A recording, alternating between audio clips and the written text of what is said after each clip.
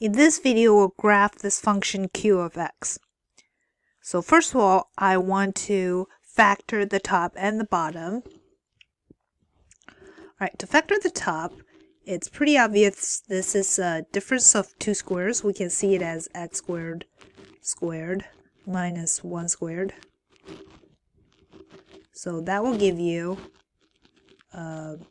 x squared plus 1 times x squared minus 1.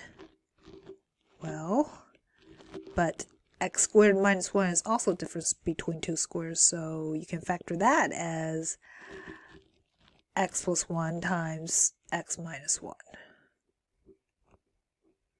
Okay, we're done factoring the top. For the bottom, we can see it as x squared minus 2 squared, which is also a difference between two squares, which is x plus 2 times x minus 2 using the formula. Now that we factor the top and the bottom, we can find the domain. Right, the domain here is everything but negative 2 and 2. Right, we look at the denominator. So it's negative infinity to negative 2, union from negative 2 to 2, and union from 2 to infinity. That's the domain. Now, after the domain, we want to find if this graph is, or if this function is in lowest terms. And based on what we have, it is in lowest terms. So Q is in lowest terms. That means we don't have any holes in the graph. Now let's find the X-Intercept and the multiplicity for each X-Intercept. So if you look at the top, we have two real zeros. One is coming from here, which is negative 1. One is coming from x minus 1, which is 1. And x squared plus 1 does not generate any real zeros. So we have two X-intercept. One is negative 1, one is 1. And the multiplicity for each is 1. So both odd.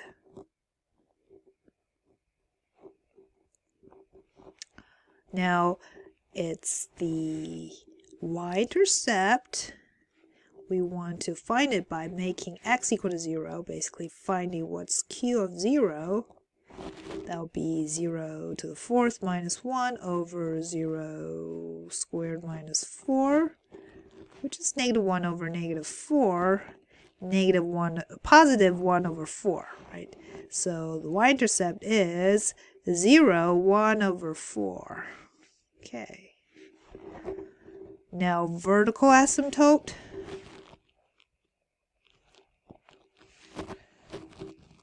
So I'll write over here vertical asymptote and the multiplicity.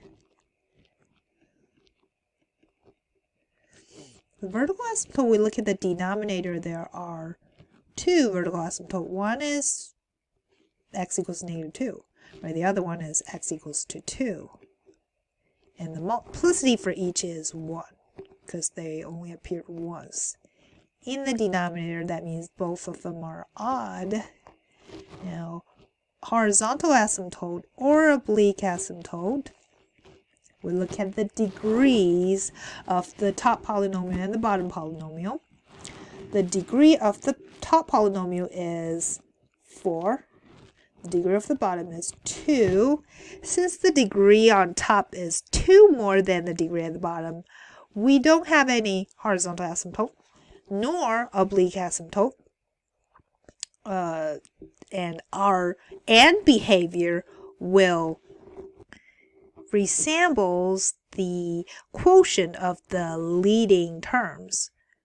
So it's y equals, the leading term on top is x to the 4th, the leading term at the bottom is x squared. So it will resemble the function y equals x squared. We know the graph of that, it will look like this, right? So that means the and behavior, that means when x goes to infinity or negative infinity, it will be kind of like that, the green part. Okay, so we gather enough information. Let's start graphing. I'll put it over here. Okay, so this is my coordinate plane. X, Y. All right, 0 is here. So first of all, X-intercept, I have two X-intercept. One is at -1. One is at 1. So mark them. Multiplicity for both is odd. We have one Y-intercept is positive 1/4. So let's say it's here. Now then we have vertical asymptote. One is x equals -2.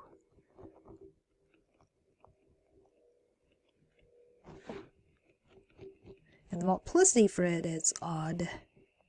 And the other one is x equals 2. The multiplicity of it is also odd.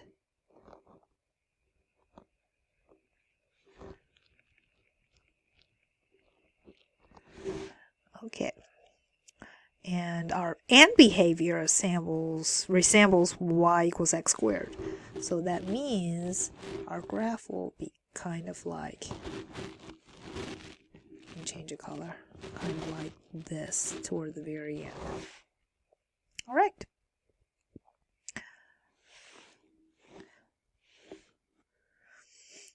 Okay, since we don't have any other x-intercept other than -1 and 1, that means our graph will not go down anymore. Somehow it needs to go up.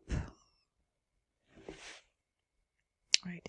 Since the multiplicity for x equals -2 is odd, that means if one side is going up, the other side needs to go down.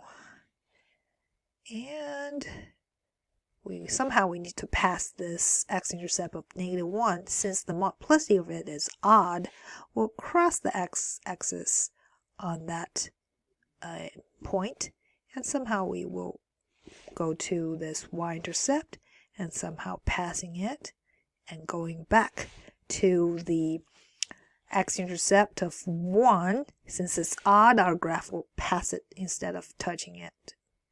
So that means it will go down. All right, since the multiplicity for the vertical asymptote x equals 2 is odd, that means since the left side is going down, the right side needs to go up. And somehow we need to connect these two together. So this is roughly how our graph looks like. And I hope this makes sense to you. And I will see you in the next video.